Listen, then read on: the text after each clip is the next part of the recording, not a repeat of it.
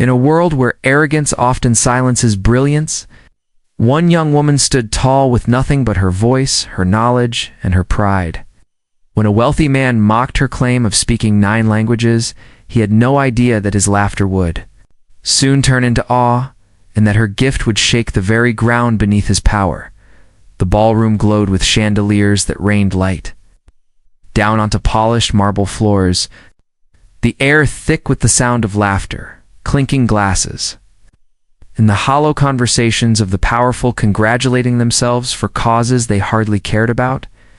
Waiters in crisp uniforms drifted through the room carrying silver trays, their movements as rehearsed as the smiles painted on the faces of the wealthy guests.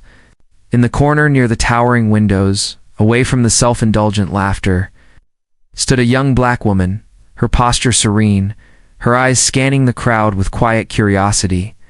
She did not need to fight for attention. Her elegance commanded it. Without effort, she wasn't dressed in extravagant jewels or flashing a designer gown. Instead, her grace spoke louder than the diamonds dripping from the necks of the other women. Her calm composure stood in sharp contrast to the boastful chatter around her. It wasn't long before her presence drew notice. The millionaire, a man bloated with wealth and accustomed to being the loudest voice in any room, caught sight of her. He saw the quiet confidence she carried and mistook it for a challenge to his dominance. With a smirk, he excused himself from his cluster of admirers and approached her, his shoes clicking sharply against the floor as if demanding everyone's attention. He carried himself like a man certain the world existed for his amusement. And when he finally stood before her, he offered a smile that was more a performance than a greeting. "You seem rather composed for someone standing alone," he remarked, his voice dripping with a false charm that barely concealed the condescension beneath. She turned her head slightly, meeting his gaze without flinching, and replied softly, "I've always found observation far more rewarding than chatter." The millionaire chuckled, glancing over his shoulder to ensure that a few nearby guests had heard her words, ready to twist them into a punchline later. "Observation? HM? But tell me," he leaned closer, lowering his voice just enough to feign intimacy. "What is it that you're observing here tonight? The glitter of wealth, the charity of power, or perhaps the games we all play?" Her lips curved into the faintest smile, not of amusement, but of patience, the kind reserved for someone who already knew how shallow the conversation was destined to become. "Languages," she said simply, almost as if offering nothing of consequence. The word caught him off guard. His brow furrowed slightly. "Languages," he repeated, as though the concept was a toy he wasn't sure how to handle. She nodded gently. "I find them fascinating. Each word is a door to another world. Each phrase is a bridge across oceans." The millionaire laughed, tilting his head back so his amusement could be seen and heard by anyone within earshot. "How poetic! And what would you know of languages, then?" Picked up a few phrases here and there to impress the crowd. Her eyes did not waver, nor did her tone grow defensive. She spoke with the same calm composure as before. "I speak 9. The words fell into the air as if they carried weight, but the millionaire caught them like a feather he intended to crush.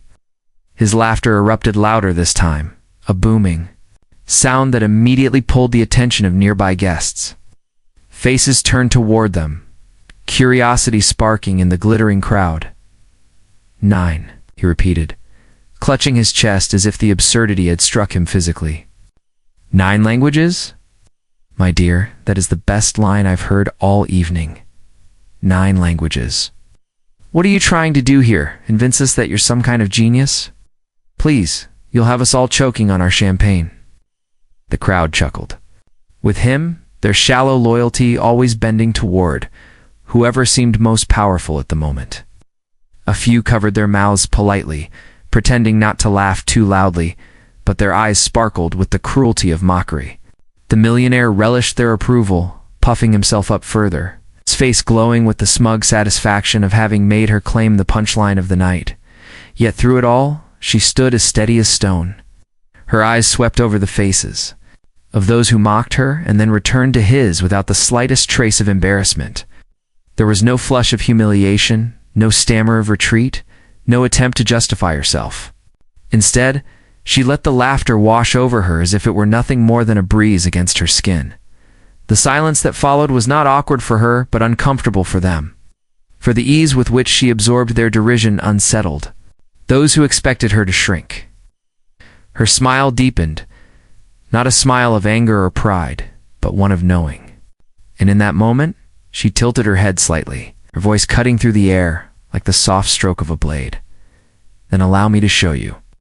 Her words hovered above the laughter still echoing faintly in the room, and suddenly the mocking eyes blinked with unease.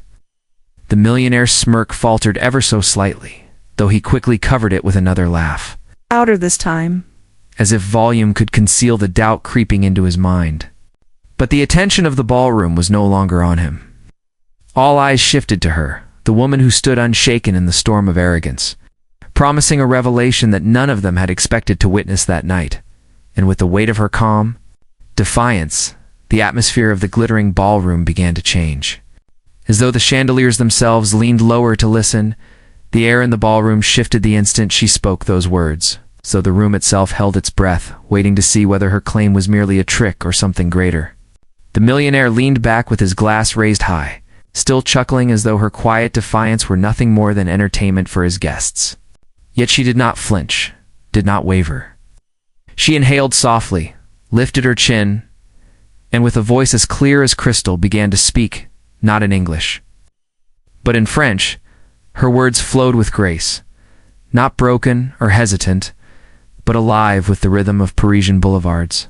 She quoted a line of Victor Hugo, the syllables rolling effortlessly off her tongue, capturing the melancholy beauty of the verse. A woman across the room, French by birth, clutched her pearls and whispered in awe to her companion. The crowd's laughter faltered, replaced by the first uneasy silence. Without pause, she transitioned into Spanish, her tone bright and melodic, weaving a greeting that carried the warmth of Madrid's plazas and the passion of Latin song. She referenced a proverb about patience and pride, her accent as fluid as though she had been born beneath the Iberian sun. A businessman near the buffet, his family from Barcelona, raised his brows in astonishment and muttered, "Perfecto." The crowd shifted, no longer mocking but leaning closer, their curiosity ignited. The millionaire forced another laugh, though thinner now, strained as if it were dragged out of him. "Party tricks," he muttered, but no one echoed him this time. She pressed on, her voice deepening as she moved into German. Each consonant struck like a hammer, precise, sharp, powerful. She quoted Goethe, her tone carrying the gravitas of centuries of philosophy, and the German guests in attendance could only nod, stunned that someone they had dismissed moments ago could breathe life into words many of them had struggled to read in their youth. Then came Italian, soft and musical, every syllable rising like a melody carried through Venetian canals. She complimented the artistry of language itself, gesturing lightly with her hand, her expression glowing with delight, as though savoring every word. The Italian ambassador at the far end of the hall set down his glass, staring openly, his lips curling into a disbelieving smile. The room grew utterly still as she turned to Mandarin. Her tones shifted with delicate precision, the complexity of the language bending flawlessly to her will. She spoke of respect, of tradition, of harmony, her words resonating with depth. A Chinese diplomat in the crowd widened his eyes and nodded slowly, whispering in Mandarin to his aide, "She speaks with true understanding." The aide could only reply with a stunned agreement. Before the crowd could recover, she slipped into Arabic, her voice lowering into the rich cadence of ancient poetry. She recited a verse that spoke of wisdom and honor, her pronunciation so exact that even those who only knew fragments of the language felt its weight. A Middle Eastern dignitary pressed his hand to his chest in astonishment. Murmuring praise under his breath, she moved again, her voice brightening as she spoke in Swahili, her words carrying the rhythm of Africa's heartbeat. She told a proverb about unity and resilience, her smile widening as she looked across the room, every syllable alive with heritage and pride. An elderly woman, visiting from Kenya, wiped a tear from her eye and whispered, "She honors us." Then, as if concluding a symphony, she switched to Japanese. The room seemed to bow with her as she spoke with precision and restraint, her voice calm, disciplined, elegant. She referenced the cherry blossom, fleeting and beautiful, a metaphor for life that earned a stunned nod from a Japanese businessman who could not hide his admiration. Finally, she ended with Portuguese, her voice flowing like the rhythm of the sea, soft and romantic, full of warmth. She greeted the crowd with words that carried the pulse of Brazil and the poetry of Portugal. Her fluency undeniable, her delivery flawless. When she fell silent at last, the ballroom erupted not in laughter, but in a stunned hush. The kind of silence so deep that even the sound of glasses settling on tables rang too loud. Guests who knew the languages gasped openly, nodding in disbelief, whispering to one another in excitement. Every corner of the room buzzed, yet none dared interrupt her. The millionaire's smirk faltered, the corners of his mouth twitching in disbelief. His laugh stumbled in his throat, landing awkwardly as he shook his head. "Parlor tricks," he said again, louder this time, his tone desperate, his voice searching for agreement. "Oh, memorization." "That's all it is.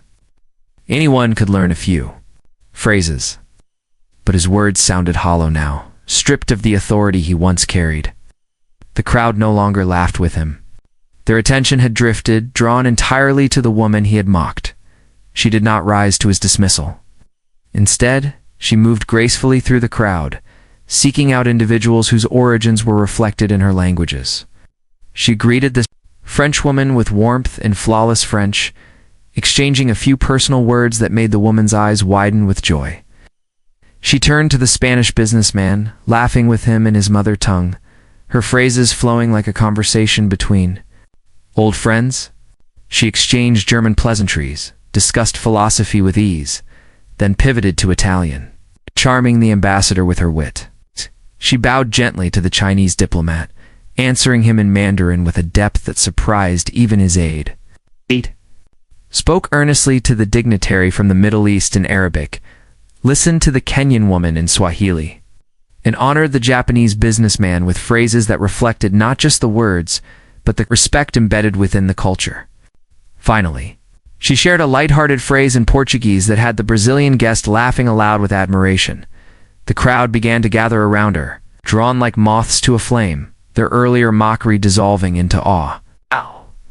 Where once they had clustered around the millionaire, desperate for his approval, now they shifted away, their interest captured entirely by her brilliance. Conversations erupted in different tongues, laughter and delight spilling into the air, and she met each moment with grace and mastery, as though she belonged not just in the room, but in every country, in every corner of the world. The millionaire stood at the edge of the crowd, his face pale, his grip tight around his glass. He tried once more, louder this time, to reassert himself. "It doesn't mean anything. Words are not knowledge. Anyone can memorize sounds. Real intelligence is in wealth, in power, in..." But his voice was drowned out, ignored, swallowed, by the wave of admiration swelling around her. No one looked his way. No one cared for his protests, and then, as if to hammer the nail into the coffin of his arrogance, one of the dignitaries stepped forward, his eyes fixed on her with a gravity that silenced even the whispers. He spoke firmly, his voice carrying. Across the ballroom, "You are more valuable to us tonight than any check he could ever write." The words fell like thunder. The room shifted completely, the crowd leaning toward her as though she had just rewritten the order of power in that gilded hall. The millionaire froze, his face burning with humiliation, while she stood at the center of it all, calm and unshaken, the glow of quiet victory radiating from her every breath. The room still buzzed with admiration, a hum of voices in a dozen different languages when the millionaire's pride began to claw its way back through the cracks of his humiliation. His smirk was gone, replaced by a hard, calculating stare, his jaw tight with the kind of anger only wounded arrogance can summon. He could not allow himself to be reduced to a shadow in the very ballroom where he had always reigned supreme. Straightening his shoulders, he stepped forward, forcing the crowd to part just enough for his presence to intrude once more. His voice rang out, louder than it needed to be, each word sharpened like a blade. Impressive performance, he sneered, but words are nothing without substance. Memorized phrases can charm the naive, but real intelligence proves itself in action, not theatrics. The crowd shifted uneasily, their admiration for her undimmed, but their curiosity piqued. What would happen now? The millionaire, sensing their attention, snapped his fingers, and an assistant hurried over with a leather briefcase. With an exaggerated flourish, he pulled out a stack of papers, the crisp sound echoing through the silent hall.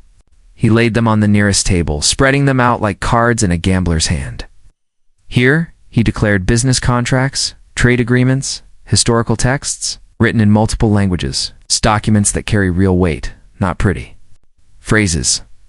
If you are truly what you claim, then prove it. Show us that you understand not just words, but meaning. A murmur ran through the crowd. The challenge was clear. If she faltered, even slightly, the balance of admiration could swing back to him, yet she did not flinch. With calm composure, she stepped forward, her fingers brushing over the papers as if they were nothing more than pages of a familiar book. The millionaire crossed his arms, his smirk twitching back into place as he leaned against the table, waiting for her failure. She picked up the first document, a contract written in French, dense with legal jargon. The crowd leaned in as she began to read aloud, her French flowing easily. But she did not stop at translation. She dissected the contract line by line, explaining clauses designed to trap the unsuspecting, pointing out subtle phrasing that tilted advantage toward one party. She raised her eyes and explained, in English now, how the phrasing reflected not just legal trickery, but cultural tendencies in negotiation, strategies that could be anticipated if one truly understood the roots of the language. A French lawyer in the crowd gasped softly, realizing she had spotted a manipulation he himself had overlooked. Before the applause could swell, she lifted the second document, this one in German. The sentences were heavy, technical, thick with industrial terminology. She read them fluently, then explained their significance, clarifying not just the translation, but the historical context that shaped the terminology. She spoke of how German industry often embedded efficiency and precision into even their contracts, and how understanding these cultural nuances could change the outcome of international deals. The German guests exchanged astonished looks, nodding at the accuracy of her insight.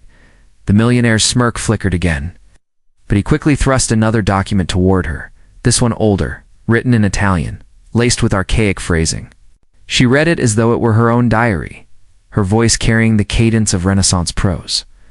Then she explained its subtle references, linking them to cultural values of the time, and revealed that a misinterpretation of just one phrase could alter the entire meaning of the agreement. The Italian ambassador, stunned, clapped his hands. Together, softly in disbelief, the crowd was no longer simply watching.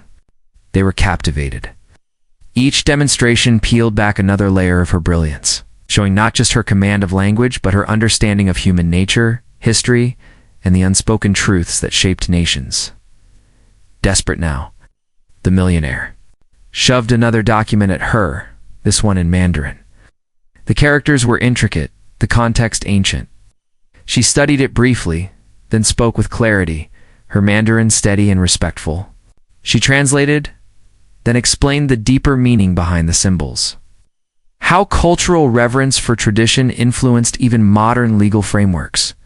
The Chinese diplomat in attendance nodded slowly, his face unreadable, but his silence one of respect. Still, she was not finished. He produced another, in Arabic, hoping to trip her with its flowing script and layered meanings. She handled it with reverence, reading aloud in a voice rich and deliberate. She explained how the text carried not only literal meaning but cultural weight, and how to read it without understanding its traditions was to miss the heart of its purpose. The Middle Eastern dignitary murmured his approval, visibly moved. The millionaire's confidence cracked. He pulled out the last document, written in Portuguese, thrusting it at her like a weapon. She accepted it calmly, her voice lilting as she translated with ease, then pointed out a clever clause tucked away to mislead anyone unfamiliar with the regional variation of the language. The Brazilian guest broke into applause, shaking his head in admiration. One by one, She had dismantled the Millionaire's challenge, not only meeting it, but surpassing it with a grace that left the entire ballroom spellbound. She laid the final paper back on the table, her hands steady, her eyes meeting his with quiet strength. The silence that followed was suffocating for him. His face flushed, his breath shallow, and though he tried to speak, his words tangled in his throat. Finally, he managed a brittle laugh. "So you can read. You can parrot back clever lines. But let's not pretend, shall we? No matter how many languages you claim, no matter how you dazzle them with words, you'll never truly belong here. These are circles reserved for the elite, for those of wealth and blood, not pretenders." His voice dripped with venom, and though he smiled, his words revealed the bitterness festering within. The crowd shifted, some frowning, others waiting for her reaction. She could have lashed out, could have met insult with insult, but she did not. Instead, she smiled softly, her composure unshaken, her voice gentle yet unyielding. "You see wealth as numbers, as possessions, as titles," she said calmly, her gaze steady. "But my wealth is knowledge. It was earned not with privilege, but with effort. I learned in silence, in libraries, in conversations with strangers, in listening to voices across oceans.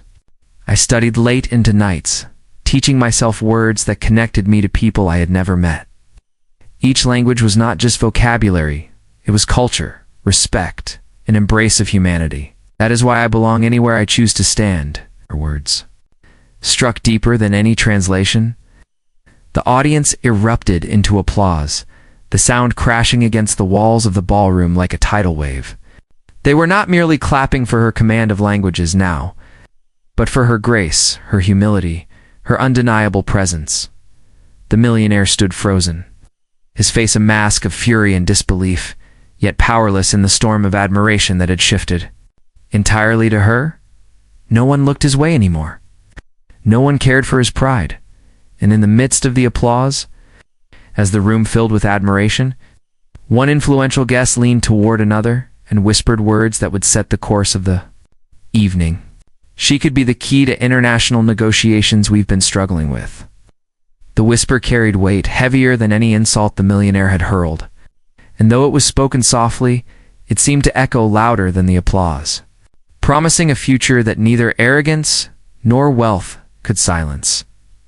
The applause that filled the ballroom seemed to ripple outward, climbing the high ceilings and echoing back down in waves of admiration. The young woman stood still at the center, her composure calm, her smile gentle, as though she carried no pride in the storm of recognition, but only gratitude for the opportunity to be heard. Yet her demonstration had shaken the room to its very foundations. In every corner, whispers spread like fire through dry grass.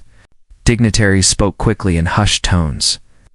Businessmen leaned toward one another with wide-eyed disbelief, and ambassadors who had moments ago been exchanging meaningless pleasantries now spoke of her as though she were the most important guest of the evening. Within minutes, her name spoken reverently, though she had not asked for reverence, moved from group to group, carrying with it a newfound weight that eclipsed the pomp and luxury of the night.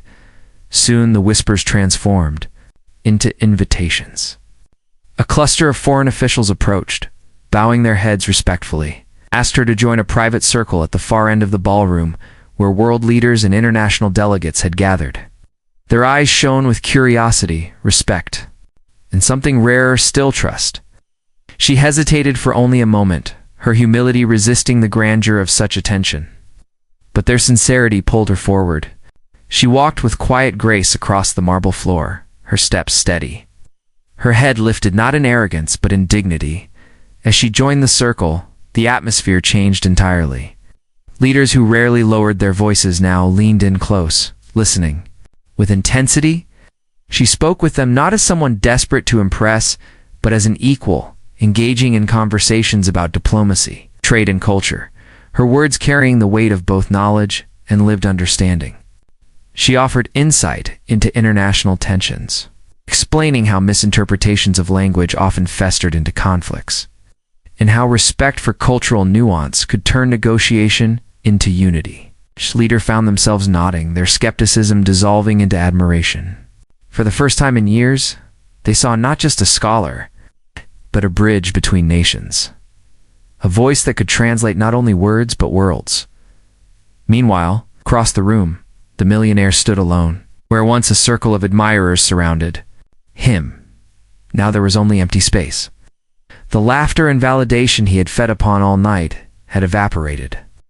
Guests who once clung to his every word now passed him without acknowledgement, their attention stolen by the brilliance he had mocked. He tightened his grip around his glass, his eyes darting from group to group, searching for even one sympathetic face, but none came. His earlier arrogance had become his downfall. Though the chandeliers still glistened, the light no longer seemed to touch him. She noticed. Alone, for a moment, she considered turning away, leaving him to the silence he had earned. But her heart, disciplined by humility and shaped by respect, did not allow her to gloat. Instead, she excused herself softly from the circle of leaders and walked back across the room. Her movement caught the crowd's attention, and slowly, conversations dimmed as people turned to watch. When she reached him, she stopped only a few feet away, her presence once again commanding without effort. His jaw tightened, and he forced a smile that failed to mask his humiliation. "Come to celebrate your victory?" he asked bitterly, his voice low but sharp. She shook her head gently. "No," she replied softly, her tone carrying neither mockery nor triumph. "I came to remind you that wealth is not measured by how much you own, but by how much you are willing to learn. You thought respect was bought with money, but true respect is earned with understanding. Knowledge is wealth. Wisdom is power. And both are available to anyone willing to seek them." Her words struck him harder than any public humiliation could. He looked down, unable to hold her gaze, his arrogance unraveling into silence. Ow. The crowd watched in awe, expecting her to humiliate him further, but she did not. Instead, she offered him something no one expected: kindness. "If you wish," she added, her voice calm and steady, "I can teach you. Not just words, but the respect behind them. There is no shame in learning, only in refusing to grow." The silence that followed was heavy, not with tension, but with the weight of her grace. The millionaire swallowed hard, his shoulders slumping ever so slightly. For the first time in years, he felt the sting of humility, and though he did not answer, the crowd could see that her kindness had pierced through the armor of his pride. Then came the moment that sealed the night. One of the global leaders stepped forward from the private circle, his voice carrying across the hall with authority. He spoke directly to her, his words deliberate, heavy with significance. "The world has been searching for voices like yours," he declared. "Voices that can unite where politics divide. Voices that can build bridges where walls have been raised. Tonight, you have shown us more than talent. You have shown us hope. We would be honored if you would lead an international mission, a project of diplomacy that requires the very gift you have demonstrated. The future could use your voice." Gasps filled the room. The offer was extraordinary, one that would have seemed impossible only hours earlier when she had been standing quietly at the edge of the ballroom. Now, she stood at its center, chosen not because of wealth or power, but because of knowledge, humility, and respect. Her eyes widened slightly. Her composure touched with emotion, though her voice remained steady. She bowed her head respectfully before answering. "It would be my honor," she said, her tone carrying both gratitude and quiet strength. The ballroom erupted in thunderous applause, louder and longer than any applause the wealthy had ever received for their donations. People rose from their seats, their hands striking together in admiration not just for her brilliance, but for the integrity with which she carried it. The leaders surrounded her, offering handshakes and congratulations. Their admiration genuine, their respect earned, and there, just behind the thunder of applause, the millionaire lowered his head, the weight of silence pressing down on him. He had laughed at her, mocked her, tried to strip her of dignity, but in the end, his arrogance had only revealed his own emptiness.